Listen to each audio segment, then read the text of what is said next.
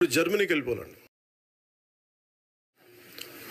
ఇప్పుడు జర్మనీలో ఏంటంటేనండి, నేను జర్మనీ రిజల్ట్స్ కూడా ఏదో వచ్చినాయి చూస్తా ఉన్నాం. ఎలక్షన్స్లో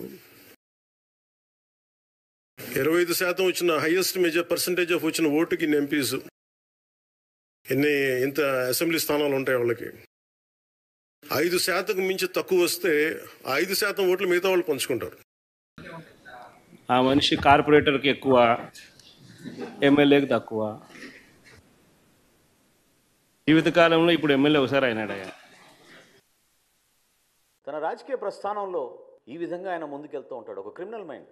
మేము కూడా అనొచ్చు కదా, నువ్వు కోడి కత్తికి ఎక్కువ గొడ్డలికి తక్కువ అని. ఏ విధంగా బాబాయ్ హత్య జరిగిందో అందరికీ తెలుసు కదా.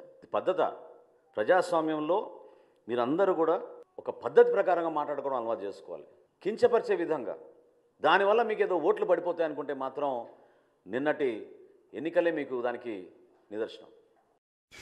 దేవుడు తీసుకెళ్లినటువంటి తండ్రి శవం, నువ్వు పంపించినటువంటి బాబాయ్ శవం, ఈ రెండు చావు మేళాలు కలిసొచ్చి నీ విజయానికి బ్యాండ్ మేళం అయ్యాయి గానీ, లేదంటే నువ్వు అసలు కార్యకర్తగా కూడా పనికిరానటువంటి ఖైదీవి. నువ్వు ముఖ్యమంత్రి అవడం ఏంటి మా దరిద్రం కాకపోతే. ప్రజలు 11 సీట్లు ఇచ్చి నువ్వు చేసిన పాలన చాలే బాబు, ఇంకా ప్రతిపక్ష హోదా కూడా అక్కర్లేదు, విపక్షంగా వెళ్లి కూర్చొని అసెంబ్లీకి పంపిస్తే, అసెంబ్లీకి వెళ్లి కూర్చొని 11 నిమిషాలు కూడా ఉండలేక పవన్ కళ్యాణ్ గారిని చూసి వచ్చోసుకుంటూ ఉరికొచ్చిన ఉలిపిరిగాడు బయటకు. నువ్వు కూడా పవన్ కళ్యాణ్ గారిని మాట్లాడమేనా? 11 సంవత్సరాల పాటు అధికారం అంటే ఏంటో తెలియకపోయినప్పటికీ కూడా పోరాడి నీ ప్రభుత్వానికి తొడగొట్టి నిలబెట్టుకుని పార్టీని ఇవాళ రాష్ట్ర ప్రభుత్వం యొక్క గెలుపుతో పాటు కేంద్ర ప్రభుత్వంలో కూడా ప్రాతినిధ్యం వహించినటువంటి వ్యక్తి పవన్ కళ్యాణ్ గారు. అట్లాంటి వ్యక్తి నువ్వు మాట్లాడడం, వైఎస్ఆర్ అనే పేరు నీ పేరుకు ముందు, నీ పార్టీ పేరుకు ముందు లేకపోతే పెంటకుప్ప మీద ఏగలేగదు నిన్ను చూసి.